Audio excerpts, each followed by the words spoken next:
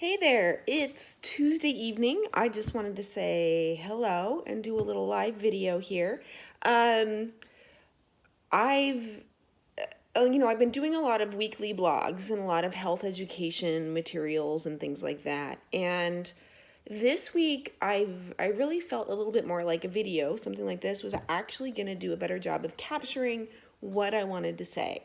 So I wanted to talk a bit about the expectations that we have around um, what we want for ourselves in terms of our health and fitness and wellness, and the ways that we go about it often they're coming from a very authentic desire, and yet we may be taking approaches that are actually causing us harm, and specifically around diets and around nutrition.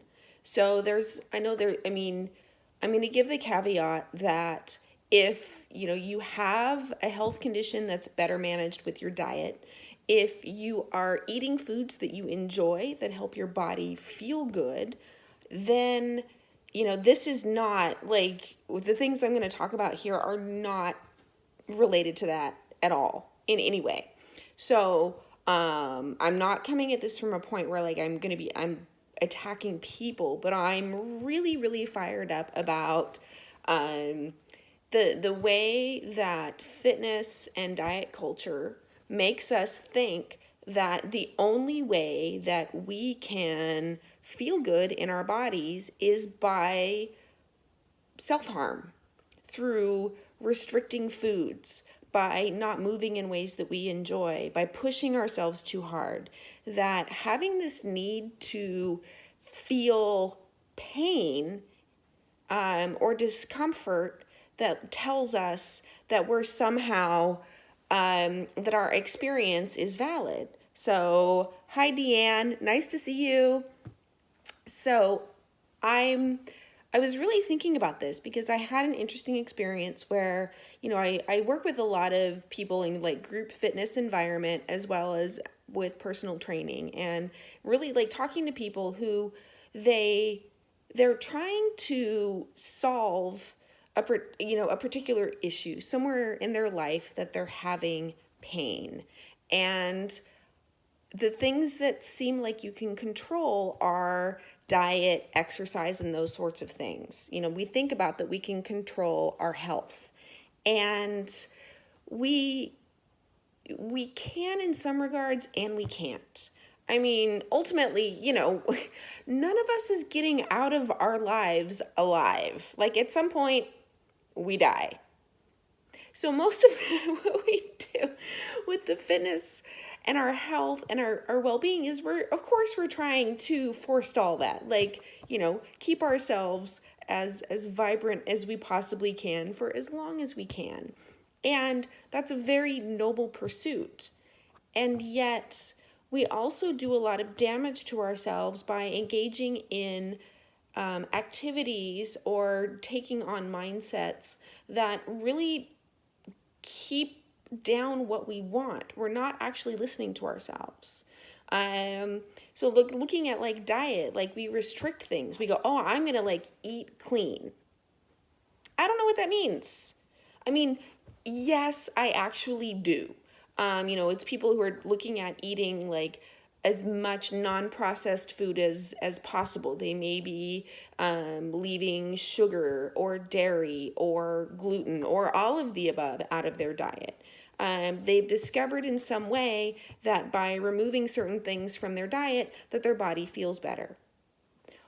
But not always, because the restricting foods and the micromanagement of your diet may not actually be the problem that you're trying to solve. It might be that you're really stressed, that you're in a job that's high stress. And so you look for a place where you can control something, and that's your diet or your exercise or both. And so rather than addressing the discomfort with the actual situation, it gets turned inward and on ourselves. And I do believe that it is a form of self-harm, that it's we think we're supposed to punish ourselves. We think that life is supposed to hurt, that things are supposed to suck, and that somehow that we are unworthy to just enjoy our lives unless we have suffered for it. And, you know, I really think that like most of us have had pain and suffering in our lives. And why inflict that on ourselves? There's no value to it. It doesn't fix anything to keep punishing yourself for things that are happening in your life, for things that you may have very little to no control over.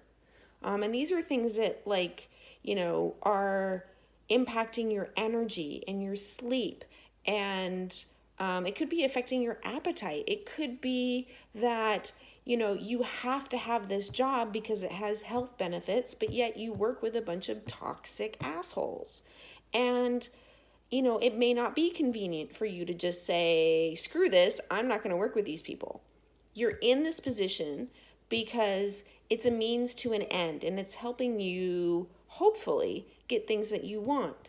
But if you're miserable with your job, I'm just going to use that as an example. You may or may not be miserable with your job, but say you're unhappy at work and you're not having your full value realized. You're not being paid what you're worth.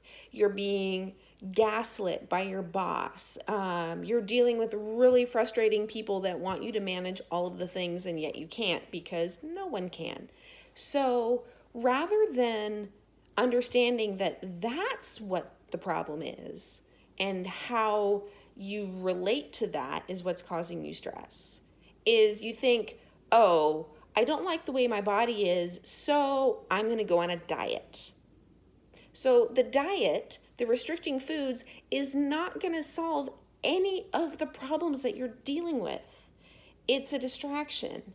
And sometimes, we need distractions because actually dealing with the actual problem may not be worth it. Maybe you need the job, you need the benefits, you need the pay, you need the whatever. Like, that's what it is, and the cost is too high to give that up. And so what I would really encourage is that if you're getting in the mindset of thinking, hey, I need to go on a diet.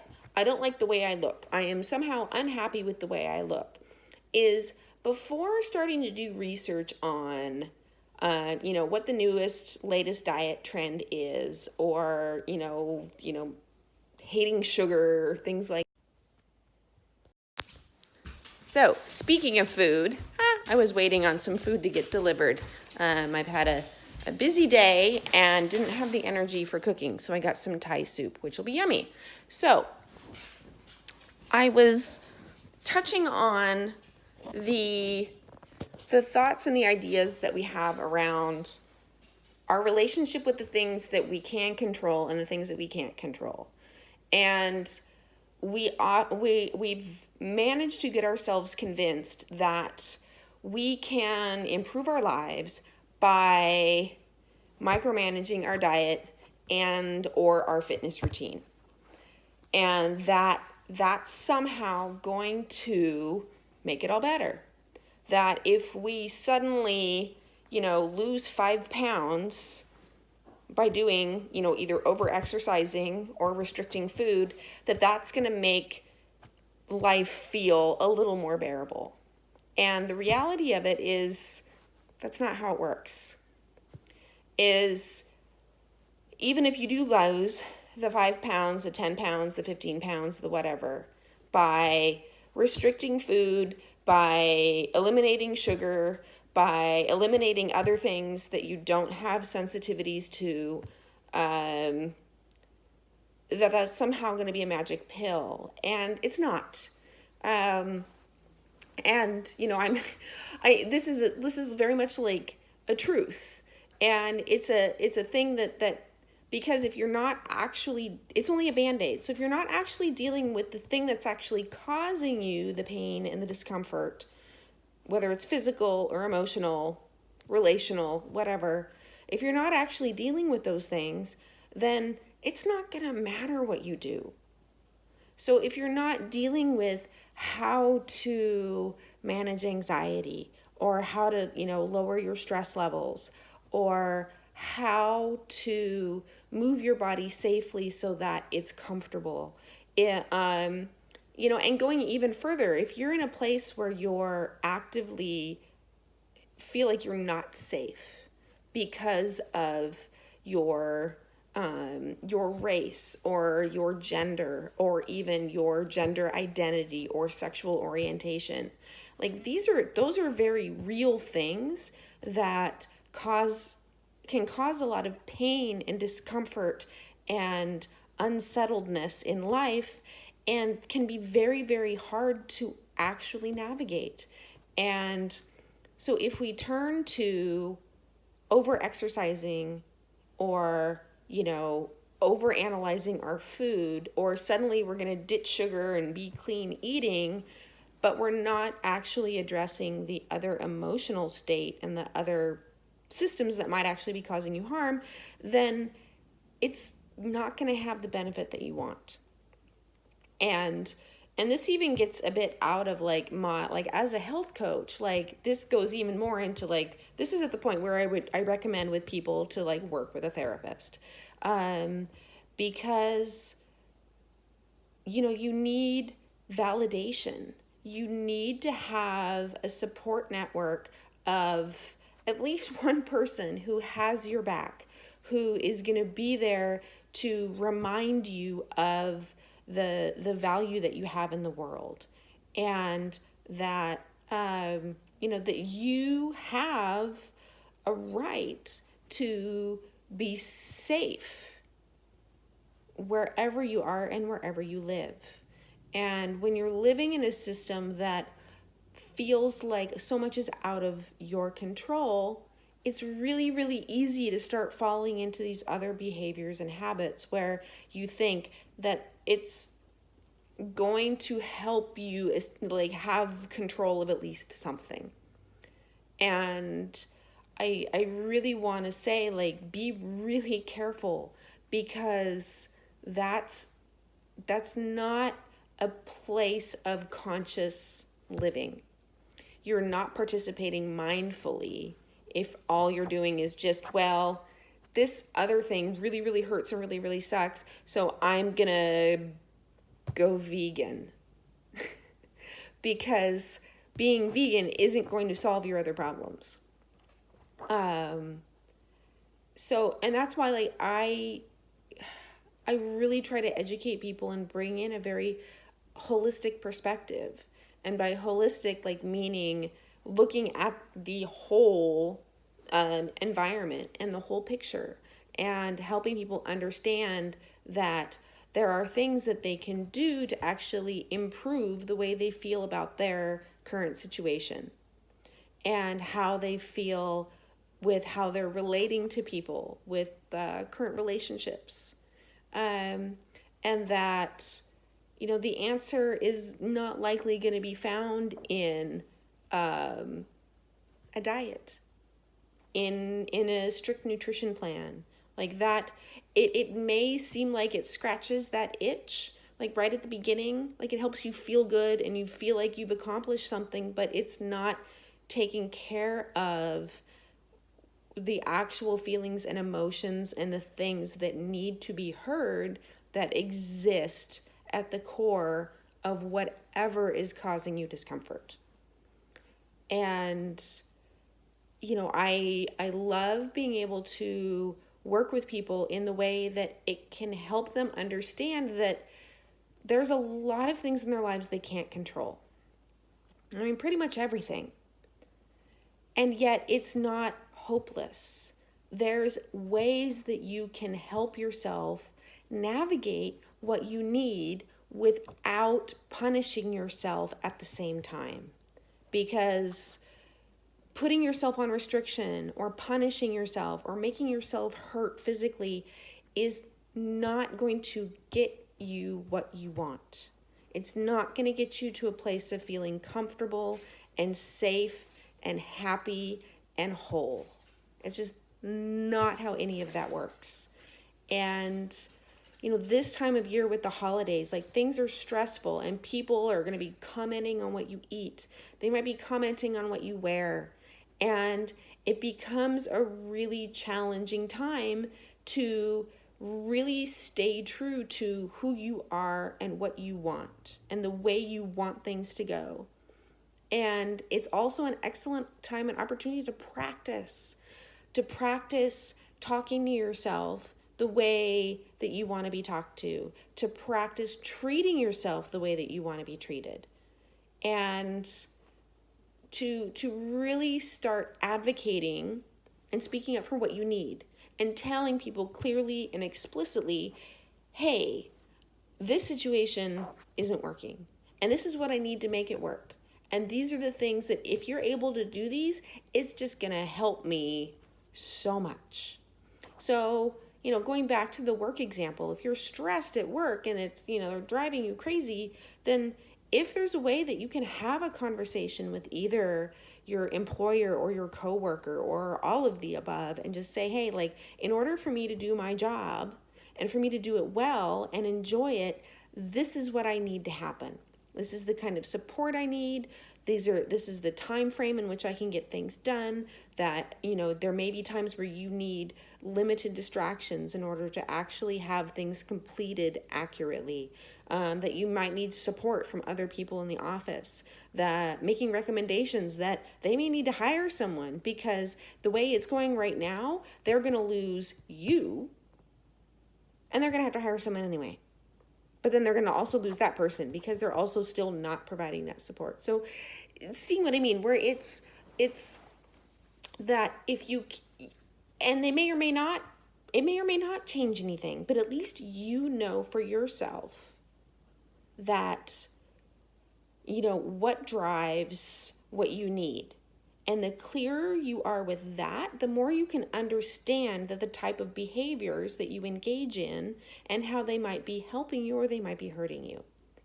And so, like, it was tough. It was hard for me to get this into like written words in terms of a blog post. But I was really, really feeling called to like kind of share that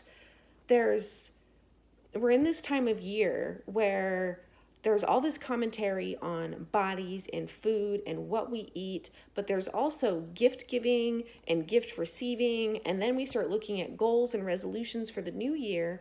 And we have this opportunity to start the slow process of really creating the kind of life that we want. And that the way that the current system works right now, it doesn't work. It doesn't work for a lot of people, and that in order for the whole system to be healthy, like, we really got to kind of shake things up. And it's going to require like not just going along with the flow, not jumping on the keto bandwagon, or not like stressing out over eating clean and avoiding desserts at all costs, because that's not going to fix anything. It's not going to fix it for yourself, and it's certainly not going to fix it for your community, or even the world as a whole. And especially for, I'm going to like kind of call out, fellow white women, is we keep like, I've seen so many marketing things where we're like talking about like sugar cleanses and, detoxes and teas and just gut resets. And it's so much bullshit. It's complete bullshit, because none of these things, these plans, these things that people pay for are going to make the world a better or safer place for people to live in. And that until we as white women start not just including like a random, person of color, but until we really start looking at the systems that make it challenging for everyone to live with safety and with comfort and with the things that they need in order to thrive, we're just spinning around on a fucking hamster wheel and none of it matters. And so I'm really going to be throwing a challenge out there of like, if you are into New Year's resolutions or goals, like start thinking not just about like, oh, I want to lose 15 pounds. Start thinking about how that belief that you need to lose 15 pounds is feeding this machine that is actually actively harming other people. It's harming people that you know. It's harming people you consider your friends. The people, the people, it's harming your friends who are people of color, especially women of color. It's harming people who are in the queer community. It's harming people that you care about. And you probably don't want that to happen.